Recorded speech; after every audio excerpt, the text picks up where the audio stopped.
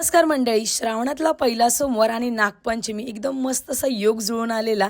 आणि नागपंचमीची आम्ही सर्व तयारी करून घेतली. आम्हाला मंदिरात जायचं होतं पूजा करण्यासाठी. मंदिरात आलो तर मंदिरात गर्दी होती दर्शनाला आलेल्या भाविकांची.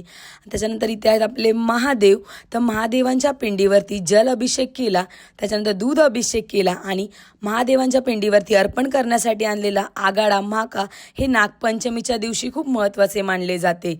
ते अर्पण केलं, लाया आणि दूध देखील अर्पण केलं महादेवांच्या पिंडीवरती. त्याच्यानंतर महादेवांची खूप मनोभावे पूजा केली, प्रार्थना केली, महादेवांना नैवेद्य दाखवला. आणि बघू शकता सर्व भाविक आपल्या महादेवांची खूप मनापासून भक्तिभावाने पूजा करत होते.